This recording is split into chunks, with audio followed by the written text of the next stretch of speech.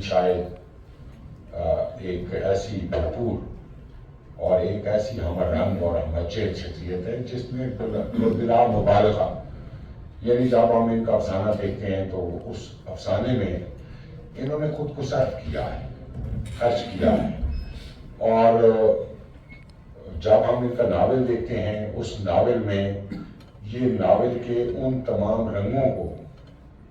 اپنی ذات کو اور اپنے کلچر کو اور اپنی تہذیب کو اور اپنے سماج کو ساتھ لے کر بڑھتے ہیں، اور اس میں وہ جو ان کی شخصیت پہ خوشبو وہ رچی بسی ہے اس اپنے علاقے کی، اپنی زمین کی،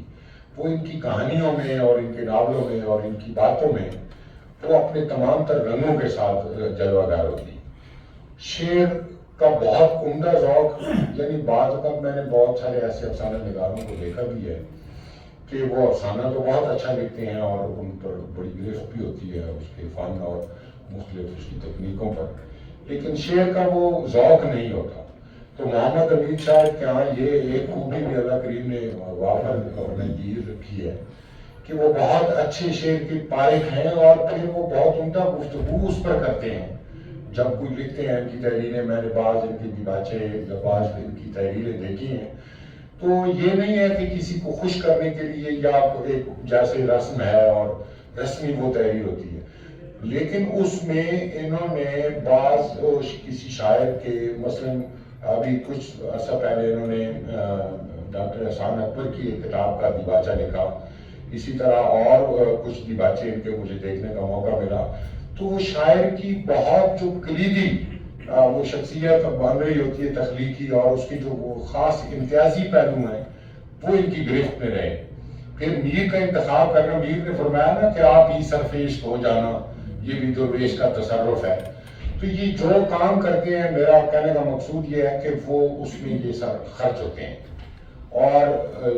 پھر ان کے جو رویے ہیں وہ اتنے انسان دوست رویے ہیں،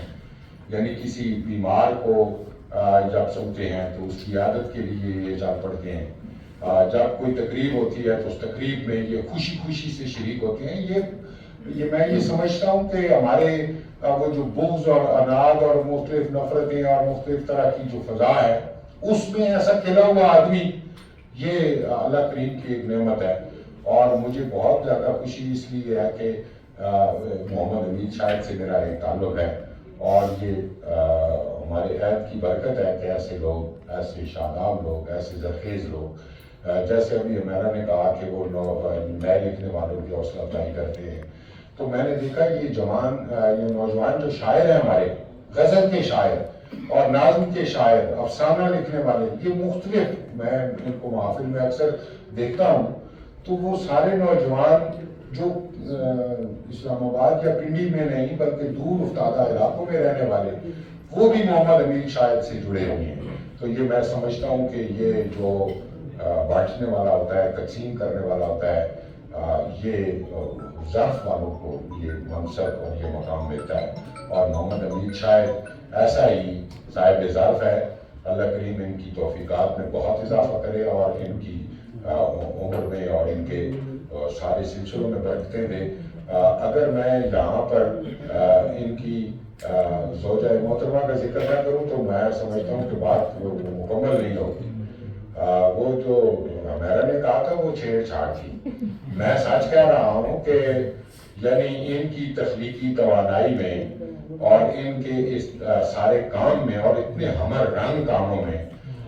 جس عورت نے ان کا ساتھ دیا ہے، قدم قدم پر ان کے ہم رکاب رہی ہیں اور خوش دلی کے ساتھ رہی ہیں، وہ ان کی بیگم ہے۔